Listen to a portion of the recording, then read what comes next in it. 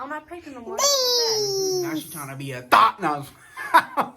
Hey, nigga. Get your big bitty. Hot girl summer. I ain't pregnant this summer. This video is going to be about my birth story. My birth story. Woo! Y'all who don't know, we just had another baby boy. Not another.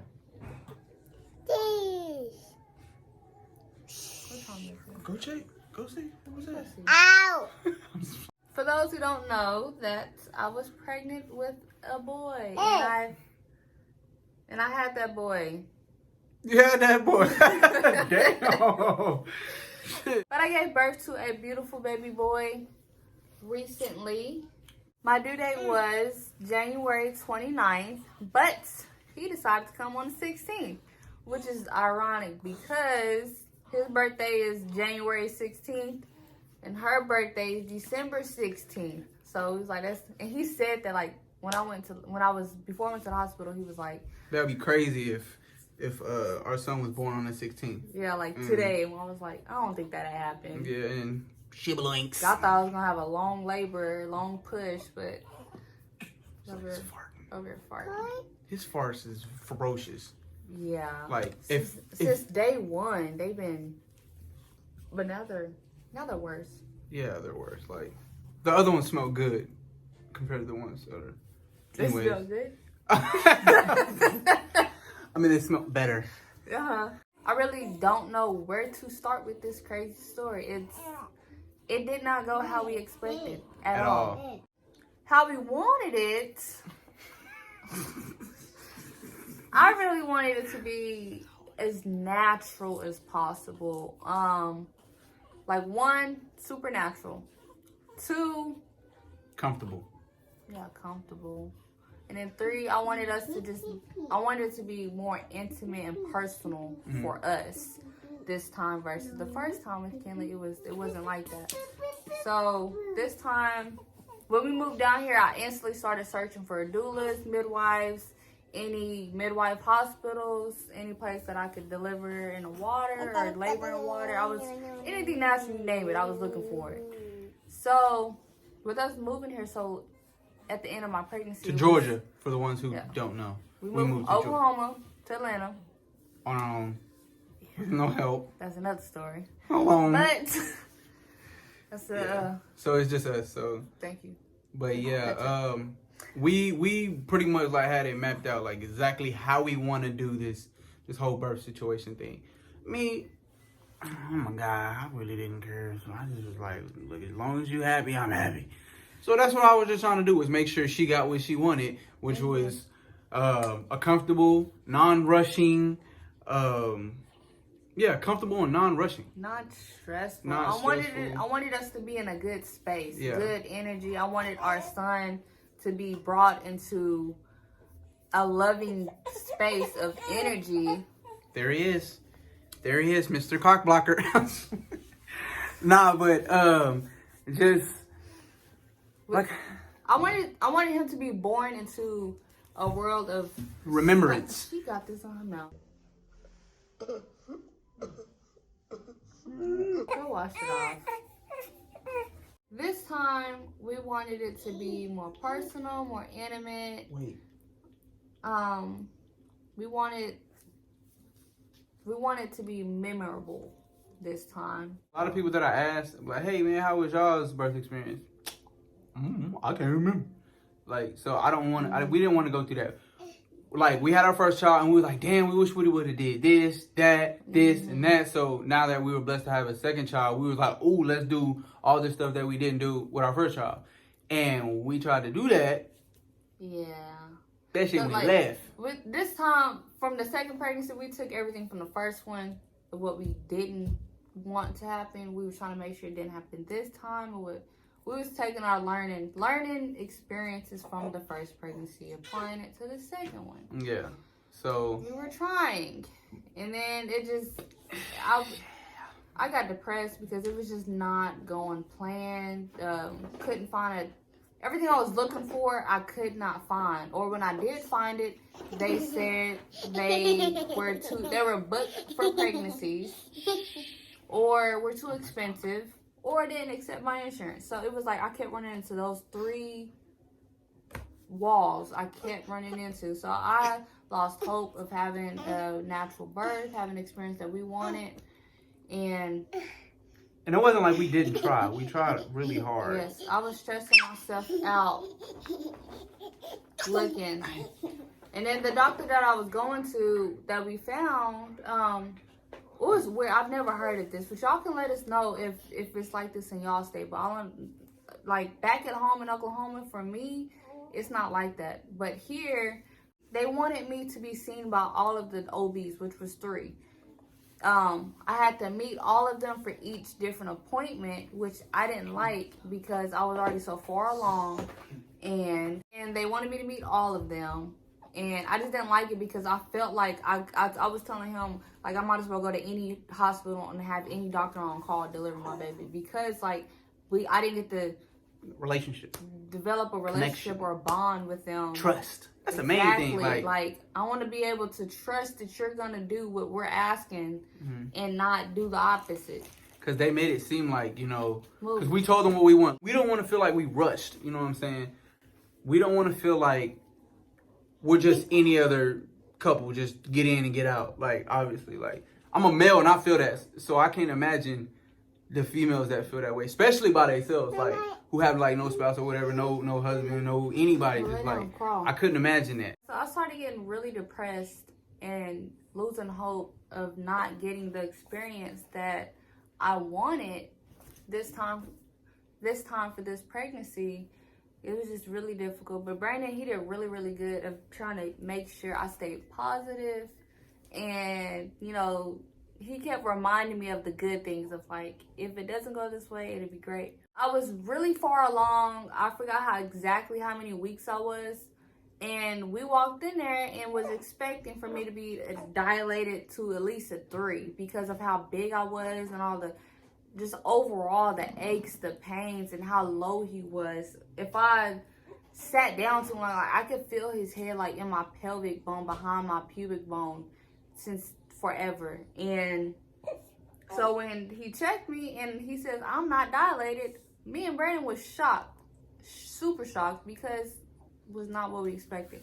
So next appointment, still not dilated. And so that's when I was just like, you know what, I'm just gonna let him come on his own, because I was trying to find I was trying to think of all the home remedies to get him to come faster, because I was in so much pain. So when he said I wasn't dilated, I was like, you know what?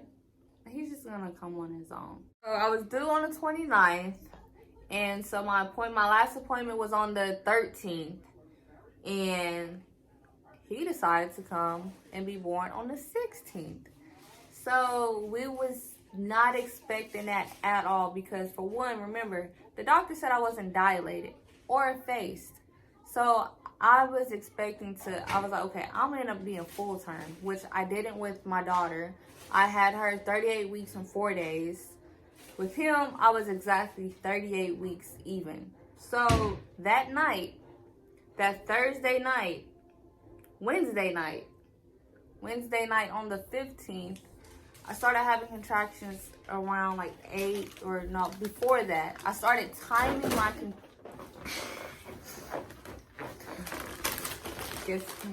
back with snacks.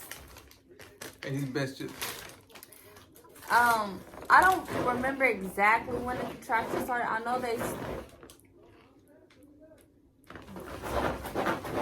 All right, okay. From a certain point in the pregnancy, I was having. I'm sorry. From a certain point in the pregnancy, I was having Braxton Hicks like no other. Especially when we moved down here, they were just. So that was another reason why I thought I was dilated, because I was contracting, having those practice contractions. So on the 15th, they became painful.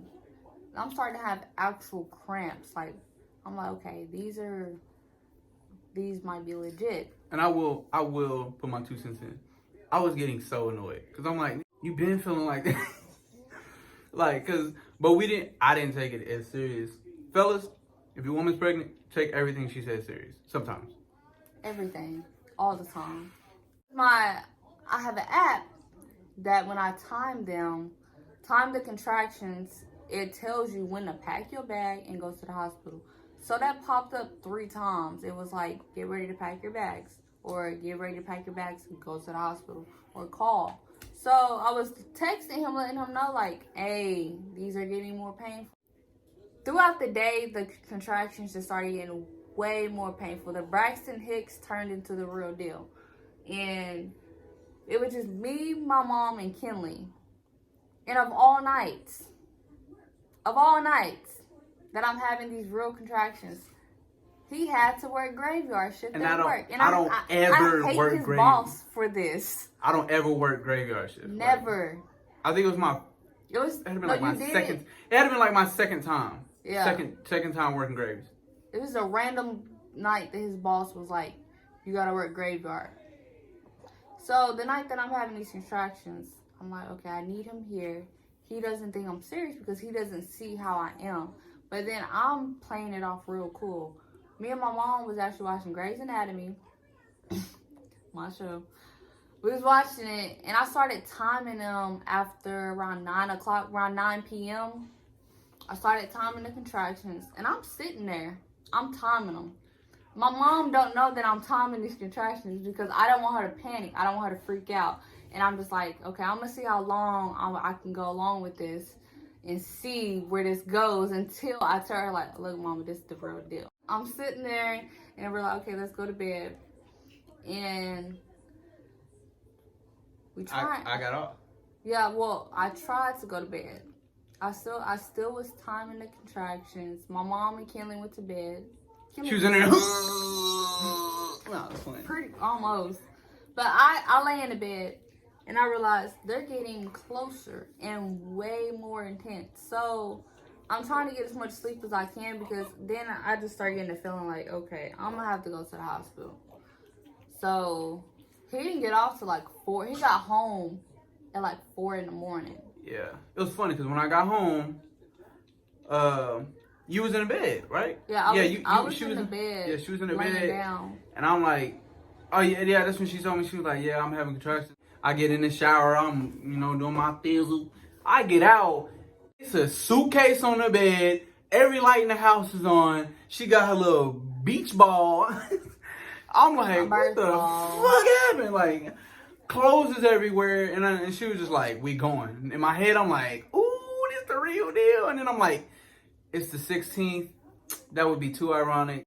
Like, nah. So I'm like kind of doubting it. I was still doubting it. So I didn't have my bags packed, Kinley's, his. Nobody's bags was packed up until this point. So that's why when he came home and I was just like, okay, these aren't going away. I'm drinking water. I'm doing everything. I'm still timing them. He get in the shower, get out. By that time, I'm up. I wouldn't like even you said, like I had the suitcase. I'm packing what I can, everything I can, but I'm not panicking. Like I'm calm. I'm just like I'm gonna try and get these packed, and I'm still having the contractions. In which I'm so grateful that I had Brandon here with me because those contractions are no joke. So I was leaning on him. I was able to grab his arms and everything. And he let me hit him if I needed to. Y'all need to call that in. If I needed to cuss or yell, he let me. Like, he's like, nigga. I was like, what the fuck? Something like that. I'm just like. We was packing. He was helping me during the contractions. We're taking our time. And I called the doctor. I had a bowl of cereal, like. I called the hospital and the doctor was like, okay, yeah. I told him what was happening, how far apart, and how long I was having them. And the doctor was like, yeah, come in. Which, another reason why I didn't take it so serious was because the doctor was so calm and look like nonchalant. He was like, this is exactly what he said. He was like, what's up? And I'm like, this ain't my doctor. Like, this don't sound like the Asian dude or the white dude that had got at the hospital. He must have just got some. He was, what's up? What's up? What's going on? So that's when I told him, and he was like, yeah, go ahead and head to the hospital so we can take a look at it, see what's going on. So I'm like, okay, well, we'll finish packing. He didn't sound like get to the hospital right now. So he's eating the cereal. I'm on my birth ball, and I forgot what time it was. I think it was around like 5. It was like an hour later. Then we woke up my mom and Kinley. My mom got Kinley ready. And I already originally wanted to labor at home as much as possible because I didn't want to get to the hospital and they tell us, oh, you're good, go back home, or go back home and come back tomorrow. Mm-hmm. Because we live what? It was about 30. We live like 30 minutes away from downtown Atlanta, but with traffic, that adds an hour and a half. Bruh. So, and we didn't think about that. Like that never crossed my mind. We forgot about the traffic. Like I knew how the traffic could be, but it was like 4 a.m. I'm like. It was later than that, but like we wasn't thinking like, okay, we gotta leave now before morning traffic because I forgot it had to been like it was a weekday. It was Thursday morning. We left the house around 6 a.m. Oh yeah. We left the house around 6 a.m. Because at that point, after us lollygagging, moving slow, me bouncing on the ball, eating popsicles, taking our sweet time, we wasn't thinking about traffic. So I didn't think of traffic until we hit traffic. Like, all right, oh yeah. Traffic. Yeah, we was lollygagging, taking our sweet old time. I was in so much freaking pain. I felt so bad. And in my head, I was just like, I can take it. The pain? I probably just pissed a bunch of mothers off. That stupid ass little no. I mean, but I said I was just y'all playing. No. I was just playing. Y'all men cannot handle what we have to go through. Help. Epidural or no epidural. Epidural. She didn't have no epidural, none of that. She cold for that.